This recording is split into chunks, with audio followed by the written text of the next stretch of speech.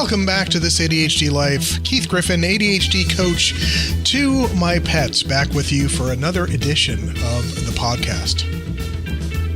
So today's episode, maybe not surprising, may sort of have two different topics and might have 12. It's kind of funny. I've been really telling myself a story about how long these podcast episodes need to be, that they need to be at least 20 minutes long or 30 minutes long or, 45 minutes long. And then I saw a Facebook post a week or two back where someone said, hey, we have ADHD. Could you keep them to like 15 minutes? And this was on another podcast. It wasn't on mine. And it got me to thinking that, if I am my target audience, I like podcasts that last the length of my commute. So when I had the old day job and I was commuting 30 minutes each way, I would look for podcasts for 30 to 45 minutes, and I use a little smart speed thing in the podcast app that I use that would compress it down to about 30. But nowadays, I'm actually looking for shorter podcasts because my attention span is just shorter. I'm not in the car anymore when I'm listening to these things. I'm taking the dog out for a walk generally when I listen to podcasts. And so the story I've been telling myself is that these podcasts need to be a certain length to be a podcast, and that is not true. And not only is that not true, but it seems as though a shorter podcast length may actually be beneficial for the audience that I am hoping is listening to the show. The title of the show is Shame Pride, and I wrote that down about an hour and a half ago, where I sort of have like this sense of pride, but I'm also ashamed by this sense of pride.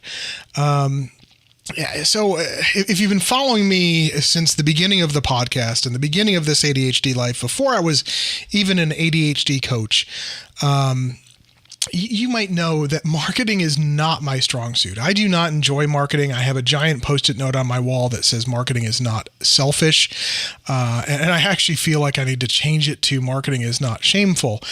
And because of that, I tend to resist putting out content, newsletters, videos, and whatnot as often as probably would be helpful to the audience, but also as often as would be helpful to myself in terms of getting the AI algorithms to feature my content and whatnot. When you're putting out an episode every 6 months, Google's bots really don't care about you. When you do something every week or so, well, they start to care about you.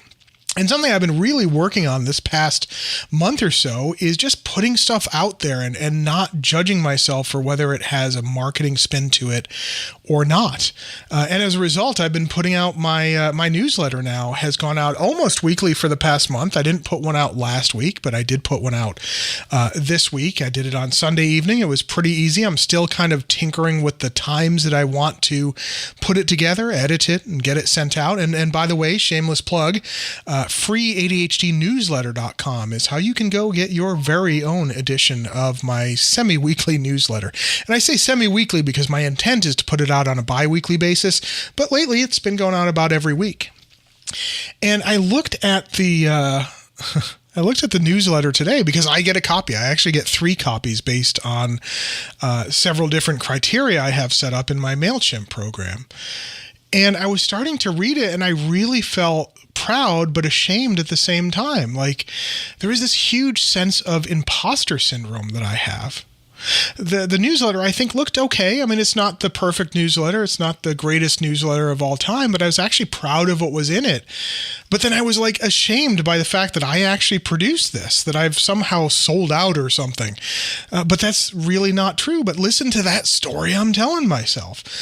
And by the way, ADHD, I have found to be really centered upon the stories that we tell ourselves, not necessarily the realities. So as a quick diversion, if you think about ADHD and the number of us that are mentally hyperactive, meaning we are constantly thinking about thoughts and thinking about bridges that we may or may not ever have to cross, really, we're just really good at coming up with stories to tell ourselves, stories about how the world is going to end or how my listeners are going to react to a 4-minute podcast one week, or how my husband's going to react to something that I said, or how my board members at ADA are going to react to my being critical of some idea or concept. Those are all stories inside of our head.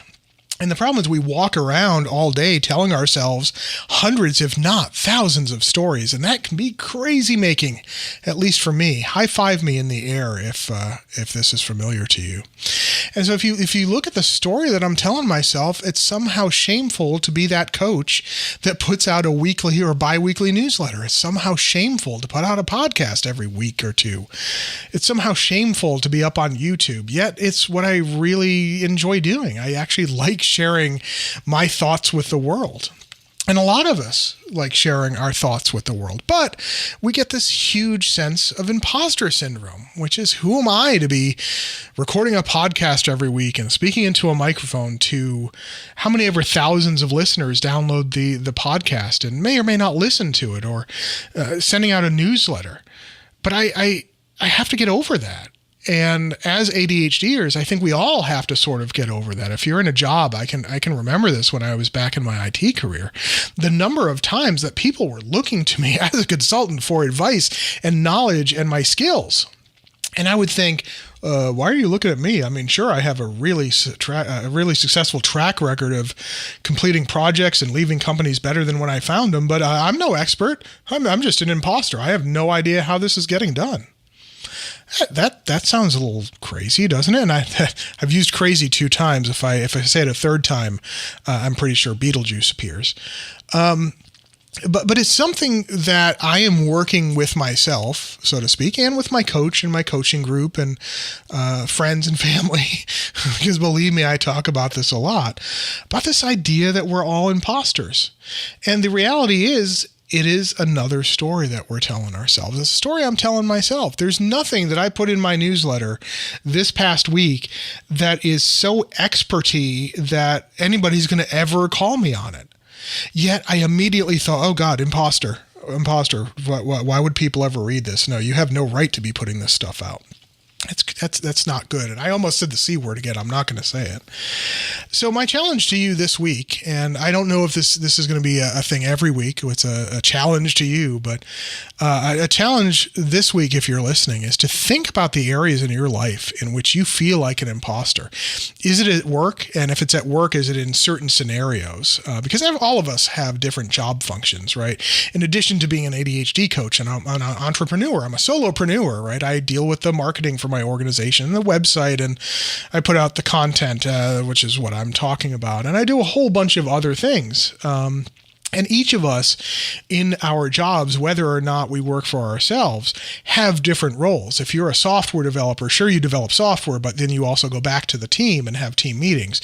And you might advise fellow software developers about how to get rid of a problem or work around a problem. And you might train the new guy on systems, the crazy neurotypical systems for tracking your time that everybody hates. Well, everybody with ADHD hates. That can really lead to a sense of imposter syndrome, because even though we've mastered the systems, we don't want to be the experts. So that's my challenge to you is in what ways do you feel like you're being an imposter? Comment down below. If you're listening to this on the website, you can send me an email, info@thisadhdlife.com, or you can reply thisadhdlife on Twitter. There's a Facebook page. There's Snapchat. There's everything out there. So I would love to hear from you. Love to hear about what you think of this episode and what you have identified in your own life as areas in which you can improve or maybe reject the imposter syndrome. Because at the end of the day, you don't have to listen to that imposter syndrome-y side. Literally on my post, it says you don't have to listen to your imposter side. And that's true. You don't have to listen to it. It can just be one of those voices in your head that when it comes around, you go, yeah, no. Sort of like the voice in my head last night at about 10 p.m. when I was like, I need to go out and get some ice cream. And half of my body was like, yeah, you do. And the other half that realized it was 40 degrees out and really didn't want to go out at 10 at night went, yeah, I don't have to listen to you. Same thing's true with imposter syndrome, imposter side of you. You don't have to listen to it. You can develop a communication pattern with it, which when it rears its head and it says, hey, Keith, you're not the expert. You shouldn't be doing anything.